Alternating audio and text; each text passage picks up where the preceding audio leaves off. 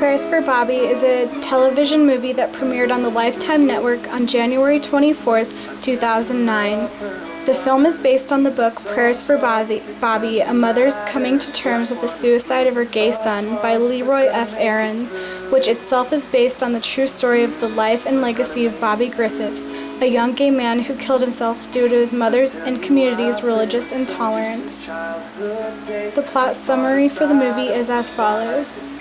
Mary Griffith is a devout Christian who raises her children with the conservative teachings of the Presbyterian Church.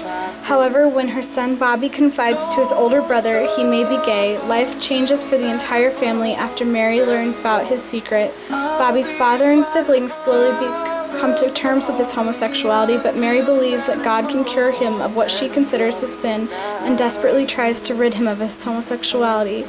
She takes him to a psychiatrist and persuades Bobby to pray harder and seek solace in church activities in hopes of changing him. Desperate for his mother's approval, Bobby does what she asks of him, but throughout the entire movie, the church's apparent disapproval of homosexuality causes him to grow increasingly withdrawn and depressed. Even after moving to Oregon with an accepting cousin and finding a gay boyfriend and living away from his family, his subsequent depression and self-loathing intensifies as he blames himself for not being the perfect son, and he jumps off a freeway bridge into the path of oncoming 8-wheeler truck, killing him instantly.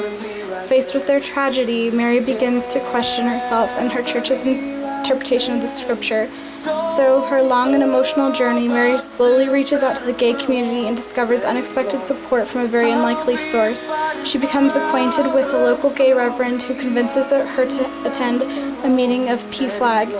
It is there that she realizes that she knew Bobby was different from conception and that God did not heal him because there was nothing wrong with him.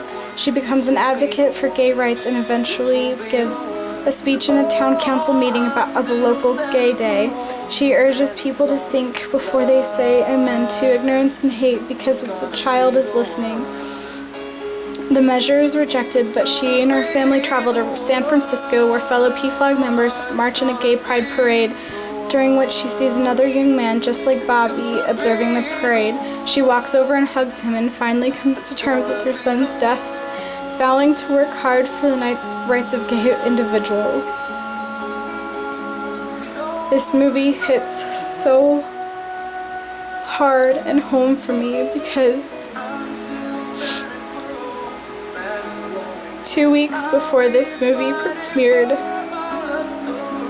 on Lifetime, my best friend Joshua, who was gay also, was found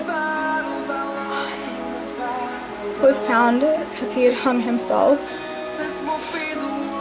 He was dealing with many pressures that many gay teens feel when they are faced with the challenges of an unaccepting family, because friends are the family you choose, but rejection from your blood is just so hard. I love him dearly and I will always remember him. Just remember to love everyone.